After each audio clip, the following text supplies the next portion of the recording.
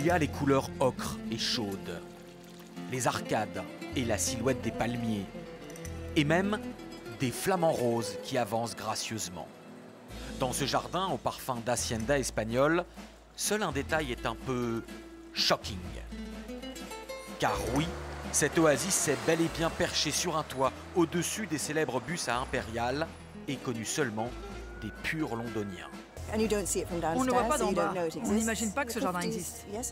J'y venais quand j'étais petite dans les années 60. Il y avait un vendeur de glace. Le jardin était plus simple à l'époque, mais il y avait déjà les flamants roses. Car s'il y a bien une chose que les Londoniens connaissent depuis leur enfance et qui attire aujourd'hui les touristes, c'est la réputation des grands parcs. De vastes poumons verts, indispensables à cette ville gigantesque de 9 millions d'habitants, la plus grande d'Europe. Quelle que soit la partie de Londres, on peut toujours trouver un espace vert où profiter du calme et déconnecter de la frénésie de cette ville. Arpenter ces grands parcs est un incontournable des sorties familiales, y compris pour les nombreux Français résidant de la capitale britannique. On a beaucoup de choix, il y a St. James, Green Park, Hyde Park, Holland Park, Regent Park, Victoria Park, donc on est plutôt... même si c'est une grosse ville, je trouve qu'il y a quand même des zones vertes et c'est vraiment super pour les enfants. Classique, ces parcs réservent cependant toujours la surprise de rencontres de proximité avec les animaux. Tu veux une noisette, toi?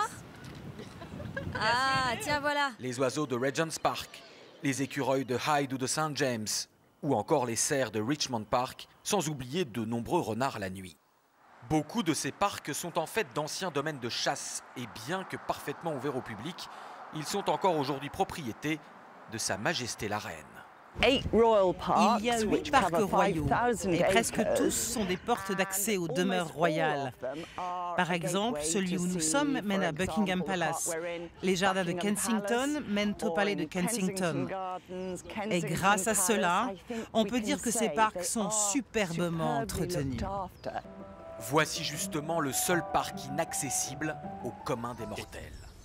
Les jardins de Buckingham Palace. Vu du ciel, on mesure leur étendue, en plein cœur de Londres. 16 hectares, 8 fois plus grands que les jardins de l'Élysée, la reine s'y pose en hélicoptère à côté de son lac. Seule la famille royale et ses invités de sa célèbre garden party en été peuvent contempler ces lieux. Heureusement, il reste d'autres jardins secrets à Londres accessibles au public. Et ils sont parfois déroutants.